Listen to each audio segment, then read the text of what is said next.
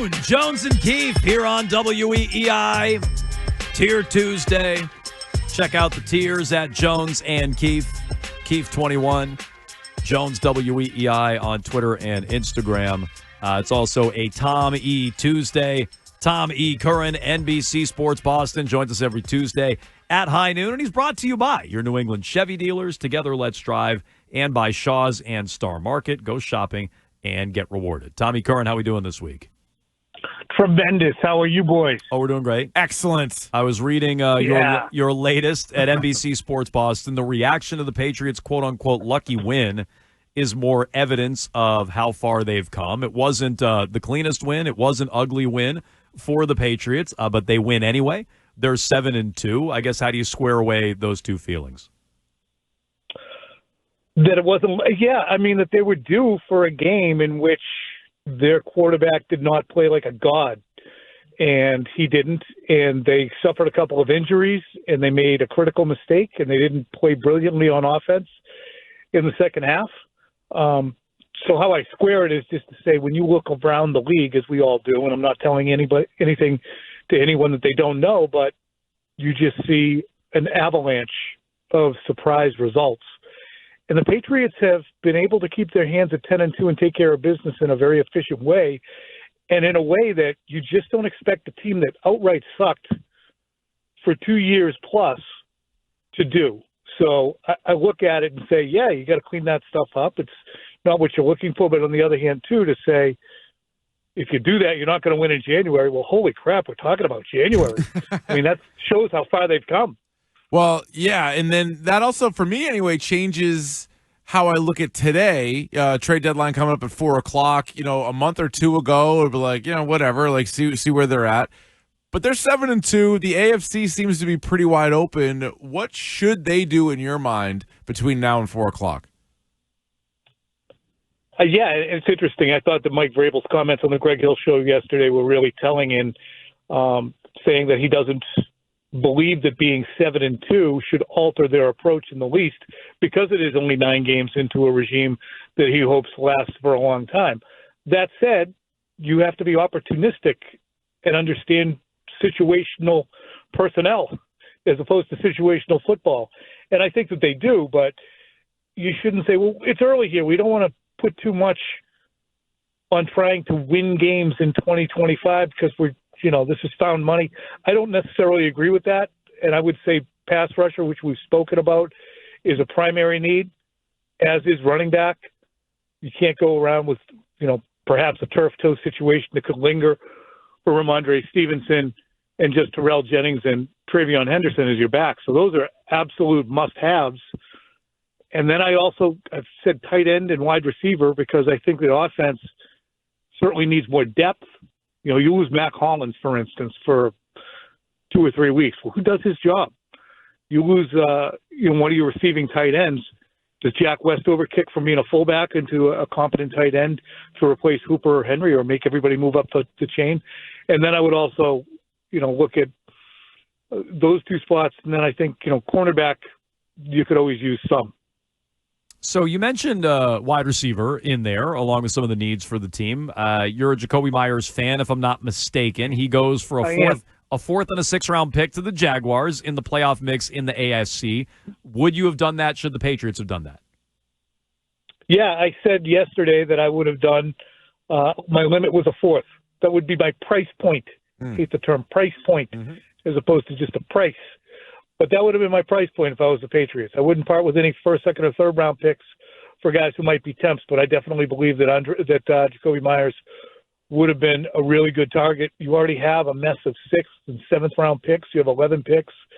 So I would have done that deal, even on a rental basis, because you talk about somebody who the team knows, who Josh McDaniels knows, who is a non-problem in the locker room. And I think the Patriots kind of missed the boat on Jacoby Meyers. Well, I was going to ask, so why do you think they weren't in? Or why? Or maybe they were in but didn't land him. Why do you think they weren't willing to pay the freight? Yeah, they must have just thought it was too rich. It's as simple as that. There's a point at which they say we're not doing that. Now, you and I are not working for NFL teams, so we look at these picks and say, well, what do you get for a 6th round pick? And they can say, well, Demario Douglas. or Keyshawn Booty. We can't just give him away. But we've also seen second-round picks just set fire to on a regular basis around here. So there is no reason to push away from the table unless you feel that that's not worth it for a rental and you don't have great confidence that you could re-sign him. Well, you mentioned Keyshawn Booty in there, and he left the game early. He gave an update on his Discord about his hamstring. So, he may be out for a week or two. We'll see what happens with him. But it looks like there'd probably be more playing time for Kyle Williams. And by no means am I writing this guy off for his career, but it just doesn't really seem like anything's clicking with him this season. No, and I expected that kind of watching him during preseason. I just didn't feel like he was –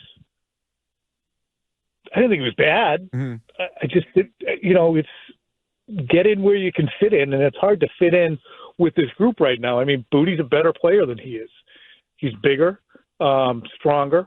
He's certainly not faster, but, Demario Douglas has played well. They gave him every opportunity, and once, it hit critical mass, he started to produce. So to me, it's more a byproduct of not that they have the greatest receivers in the world, and they can't crack the lineup, but you want to, when the team is doing well, continue to run the same guys out there. Will he play well when he's out there?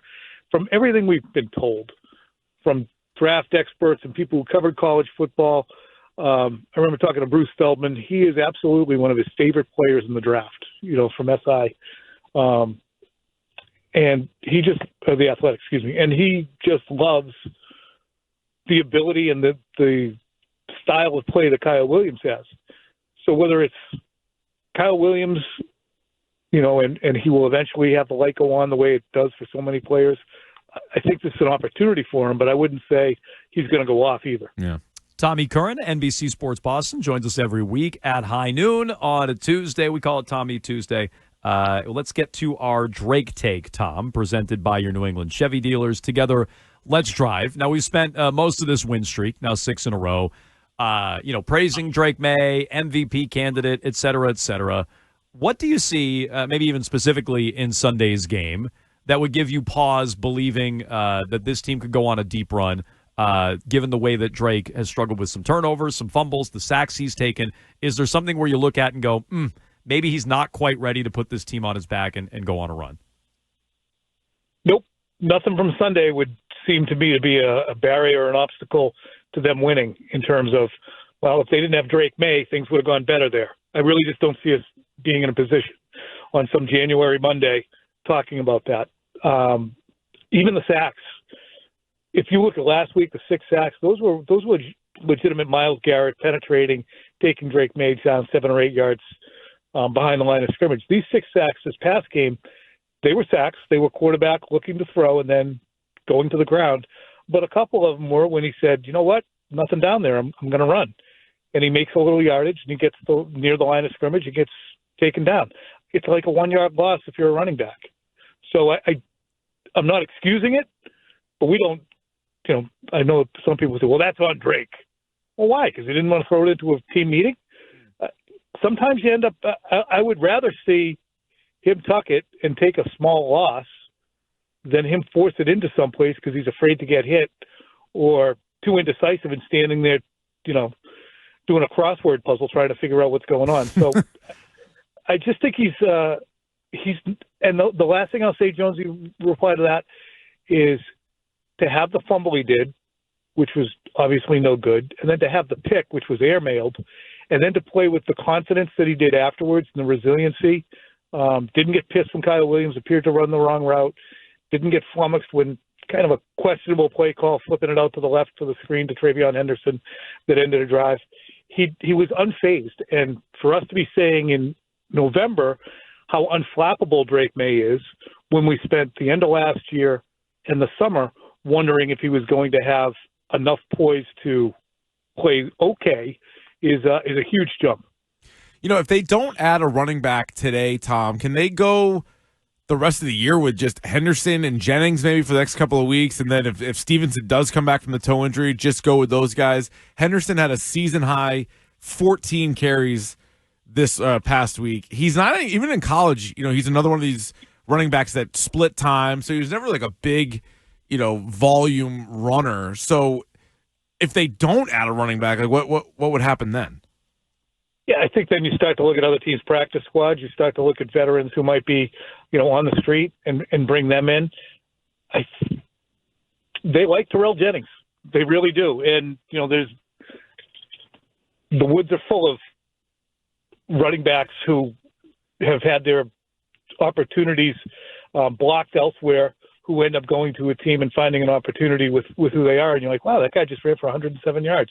Didn't see that coming. Not saying that they're on the cusp of having a guy come in and do that, but I think that all different avenues will be explored, including practice squad guys and familiarity. But again, running back and pass rusher today are their main priorities.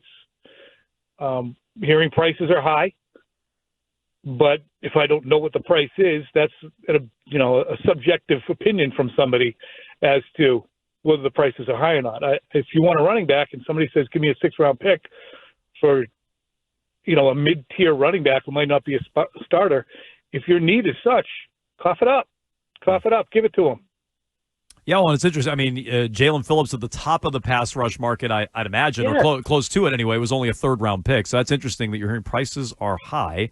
Relatively, what does that mean?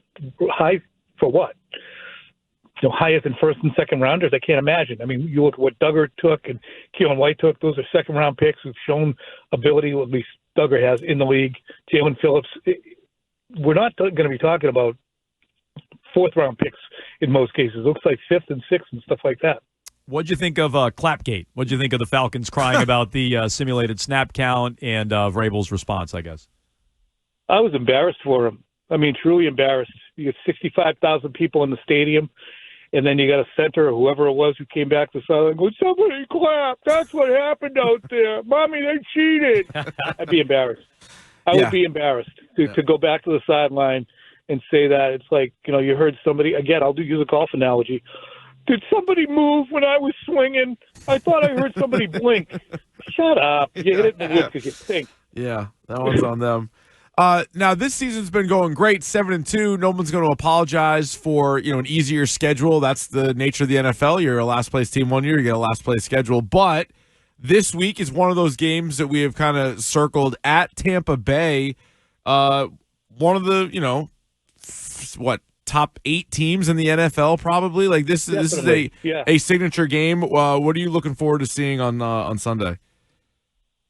Can they continue to maintain this kind of composure and poise that they've shown? I mean, they've gone on the road. Yes, they went on the road to Tennessee and New Orleans, but they also went to Buffalo. Mm-hmm. And they have everyone's attention now. Buffalo, I think they were a curiosity. Now they are more than a curiosity. Tampa has had a week off now as well to get healthy and ready. So Tampa's good. Baker Mayfield is a very good player, as we know, and they play some cutthroat defense. So I look at this matchup this week as being, look, if the Patriots are going to have a game in which they come out a little, I just keep thinking, how long can you play not just brilliantly as they did, but at the very least very well, which is, and I'm overstating what they did on Sunday. Look, they were on the cusp of a 35-7 lead. Oh, sure. On Sunday. Yeah. It could have been 35-7. They go down, they score a touchdown, or even 31, and they score a touchdown coming out of the half. That thing is a complete blowout. So they vastly outplayed. The hell they played? Atlanta. First half, yeah. They vastly outplayed Atlanta, and they vastly outplayed Pittsburgh, which that's the reason I was casting about for the name. They vastly outplayed Pittsburgh in a game they lost. I mean, they could certainly. Am I an idiot if I finish this sentence and say they could be 9-0? They could be. Sure. They also could be. Well, I mean, they're definitely they not. Be. No, they're not. They're 7-2, but 5-4 or whatever, too. Yeah. I mean, the Raiders and the Steelers for sure could have won those games. But. Yeah, and they were. I don't know if they kind of fortunate to win the Miami game. Right. Yeah. Right. Bills game they could have lost. They could have lost to Atlanta. I mean, if you could play that game both ways, but no, they could. They could be 9-0. Sure. So it's the way they played, though. I mean, it's just their standard operation is to be a very good football team. And when you go from being a very bad football team for such an extended period, and then magically you're that much better, it's natural to wonder, how long can this go on? Okay. He's Tommy Curran. You can check out his latest at NBC Sports Boston, how far the Patriots have come since the offseason. You can follow him on Twitter at Tommy Curran. You can check him out Thursday on WEEI afternoons, and every Tuesday at high noon here on Jones and Keefe. Tommy Curran, we appreciate the time. Thanks so much. Thanks so much, guys. Take care. Thanks, Tommy Curran joining us here on Deadline Day.